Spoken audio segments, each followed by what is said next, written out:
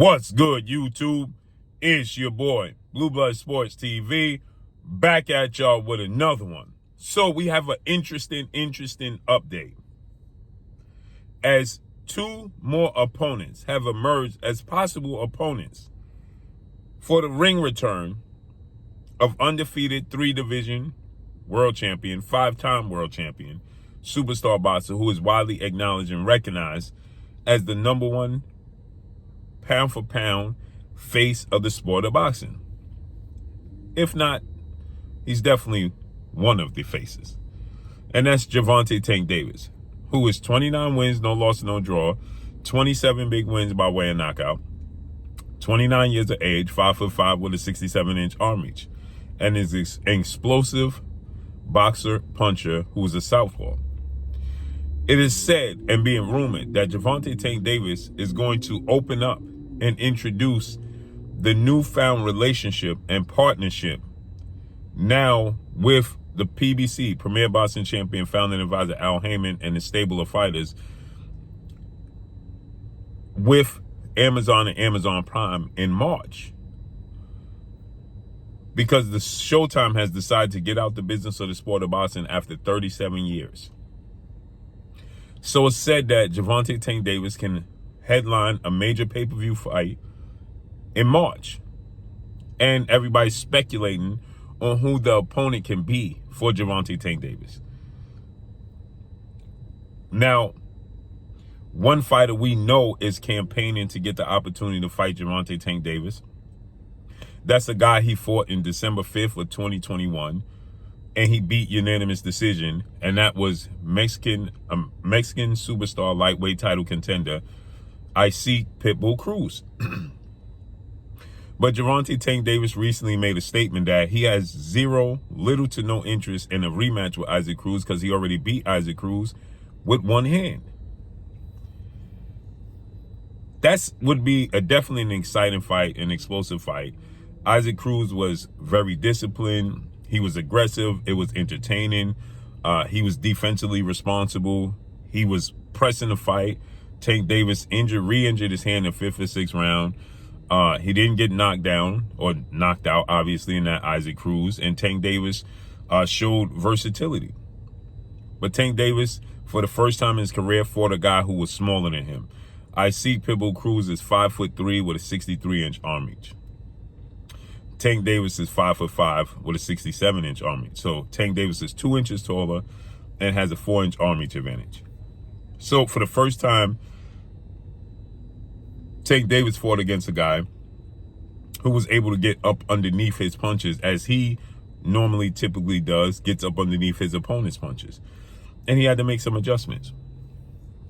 But now that Tank Davis has been elevated to the World Boxing Association super lightweight world champion, WBA super champion at lightweight, after now undefeated 2-division world champion, former undisputed lightweight world champion, now reigning WBC junior welterweight world champion, superstar boxer Devin the Dream Haney vacated all the belts.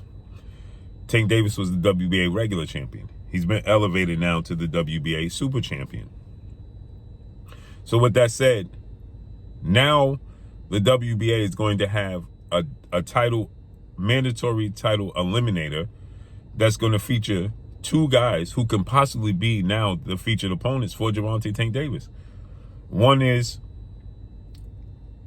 former super featherweight title contender star boxer Christopher Little B Hop Colbert, who is 17 wins, 1 loss, no draw, 6 wins by way of knockout, 27 years of age, 5'8" with a 71-inch arm reach, as he's going to have a highly anticipated rematch with Jose Valenzuela,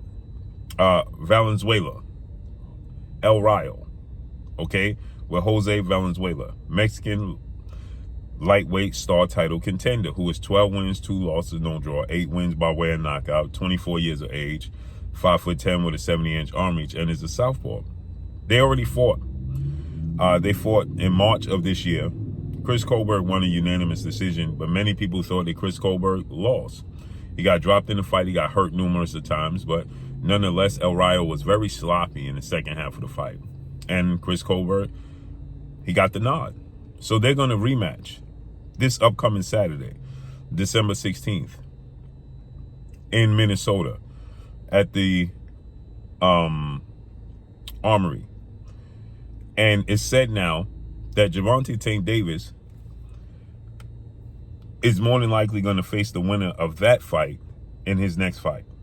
Now, obviously, Tank Davis' name, it's always buzzing in the sport of boxing, but it's extra buzzing right now after what is considered his biggest rival, okay? His biggest rival, his arch nemesis now, and Devin Haney, who is now 31 wins, no loss and no draw, 15 wins by way of knockout, 25 years of age, 5 for 9 with a 72-inch arm reach. Devin Haney had a masterclass dominant performance in his debut at junior welterweight 140, where Tank Davis has become a world champion at 140, as he defeated and dominated the former now 2-time WBC junior welterweight world champion superstar boxer, the Regis, the Rougarou Prograis, who is, Regis Prograis is 29 wins, 2 losses, no draws, 24 big wins by way of knockout, 34 years of age, 5'8", with a 68-inch arm reach.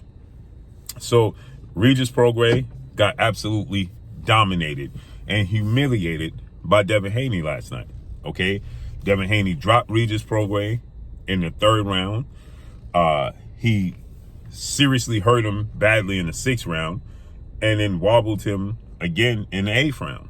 But obviously, Devin Haney, he didn't knock him out. Devin Haney ended up winning a unanimous decision over the Rougarou and becoming the WBC world champion, the reigning 140-pound world champion. And Devin Haney, his father, trainer, manager, CEO of DHP, Devin Haney Promotions, Bill Haney, aggressively called out Gervonta Tank Davis. That's a fight that they want to make. Gervonta Tank Davis is a superstar, and he has, more importantly, he has history with Devin Haney. They have 2 glorified sparring sessions that everybody's intrigued by.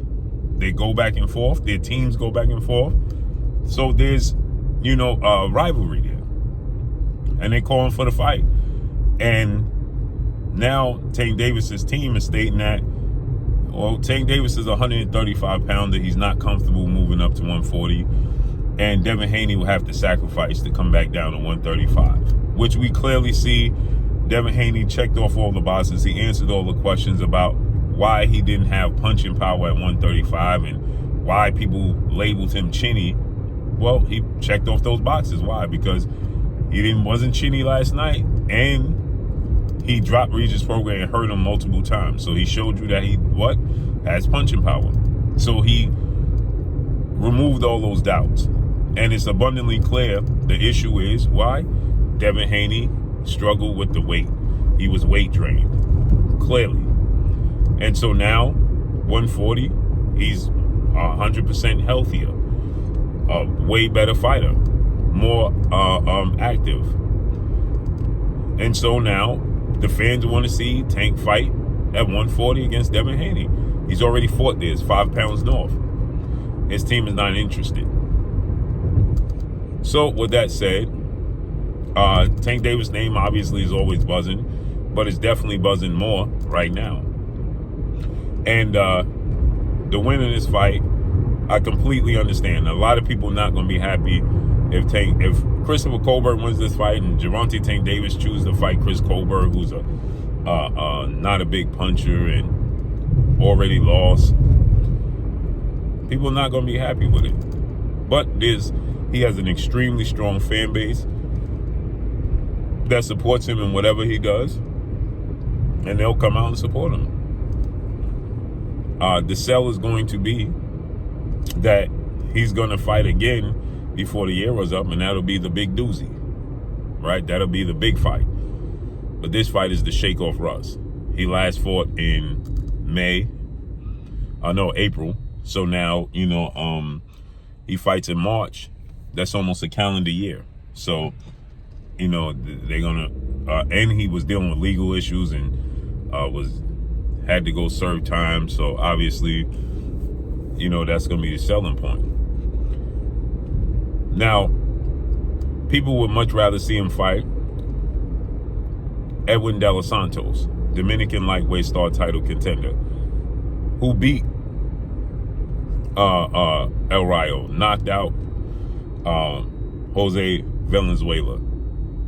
He knocked him out, right? And shocked the world. And now he had a fight where he took on undefeated Olympic silver medalist, 3-division champion, superstar boxer Shakur Stevenson. He lost his last performance.